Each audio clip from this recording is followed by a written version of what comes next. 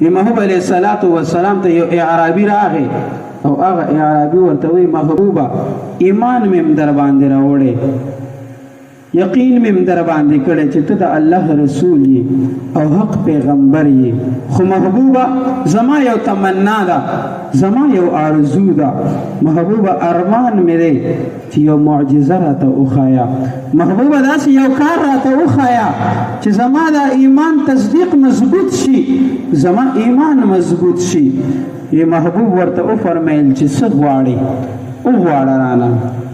هغه ورته وی محبوبه سره راته وښایه محبوب ورله اختیار ورکوي وی ای اعرابي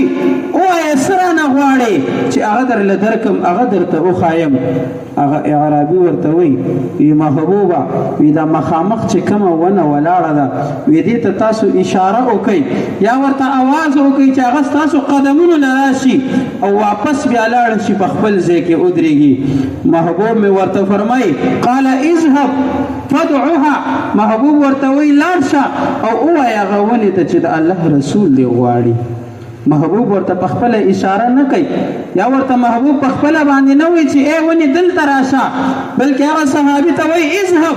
ورشه فدعوها او راوی بله ورته ووایه چې د الله محبوب دې غواړي هغه اعرابي وایي زه لاړم هغه ونې ته مې وویل چې ما خو درله پیغام راوړی زه د الله حبیب رالیږلی ما او د الله حبیب دې غواړي راوی فرمای وی هغه ونه ته چې څنګه د خولې نه د الفاظ ووته وی هغه ونه په یو اړخ او په بل اړخ باندې داسې اجړه کېده او د خپل ځای نه را روانه شوه د محبوب قدمونو لراله د محبوب په قدمونو کې ودرېدله او محبوب باندې سلام وویله وی محبوب ورسره په خبرو باندې دی لګیا دی هغه ونې سره خبرې کولې وی په دې کې دا اعرابي اواز وکړو هغه اعرابي ورته اواز وکړه چې محبوبه بس دا زما دپاره کافی دی محبوبه بس دا زما د پاره کافی دی بس نور ور سره خبرې مه زیاتوه وی محبوب هغه ونې ته دوباره حکم وکړه چې لاړه شو په خپل ځای باندې ودرېږه وی هغه ونه هغه خپل ځای ته لاړه او ودرېدله په خپل ځای باندې راوي فرمایي در دې پورې چې هغه ونه چې د کوم سوراخ نه د هغې جرړې راوتې وې هغه سوراخونو کې د هغې جرړې واپس